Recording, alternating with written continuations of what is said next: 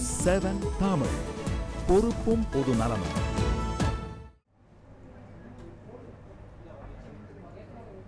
ஒரு குறிப்பிட்ட மைதானத்தில் பயிற்சி எடுத்தால் வெற்றி பெறலாம் என்ற நிலையில் அந்த மைதானம் அமைந்திருந்த நாட்டிலேயே சர்வதேச போட்டி ஒன்று நடந்தால் எப்படி இருக்கும்? ரஷ்ய நீச்சல் வீராங்கனைகளுக்கு அப்படி ஒரு வாய்ப்பு தான் இப்போது கிடைத்திருக்கிறது.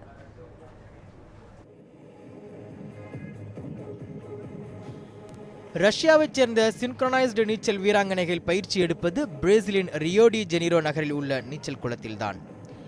இந்த நீச்சல் குளத்தில்தான் ஆண்டுதோறும் ரஷ்ய நீச்சல் வீராங்கனைகள் பயிற்சி மேற்கொண்டு வருகின்றனர். தற்போது அடுத்த ஆண்டு இதே நகரில் நடைபெற உள்ள ஒலிம்பிக் போட்டிகளை முன்னிட்டு சிறப்பு பயிற்சியில் ஈடுபட்டுள்ளனர் இந்த இளம் வீராங்கனைகள். இந்த மாதம் இறுதி வரை ரியோ நகரில் பயிற்சி பெறும் ரஷ்ய வீராங்கனைகள் தினம்தோறும் 3 மணி நேரங்களுக்கும் குறையாமல் 2 முறை பயிற்சியில் ஈடுபட்டு வருகின்றனர். வழக்கமாக பயிற்சி எடுக்கும் இடத்திலேயே இந்த முறை ஒலிம்பிக் போட்டிகள் நடப்பது கூடுதல் நம்பிக்கை அளிப்பதாக கூறுகிறார் அந்த அணியின் பயிற்சியாளர் தத்யானா.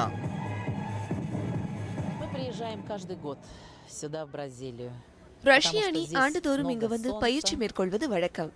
இங்கு இந்த காலத்தில் நல்ல சீதோஷ்ண நிலை நிலவும். கடல், பழங்கள் என அனைத்தும் சிறப்பாக உள்ளது. குறிப்பாக இங்குள்ள மக்களும்.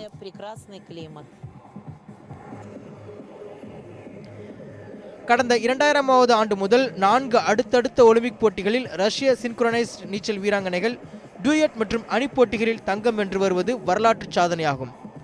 மேலும் உலக சாம்பியன்ஷிப் பட்டத்தையும் அந்த அணி கைவசம் வைத்துள்ளது. லண்டன் ஒலிம்பிக்கில் தங்கம் வென்றவர்கள், உலக சாம்பியன்ஷிப் போட்டியில் வெற்றி பெற்றவர்கள் என 14 வீராங்கனைகள் ஒலிம்பிக் தங்கத்தை மீண்டும் குறிவைத்து தீவிர பயிற்சி எடுத்து வருகின்றனர்.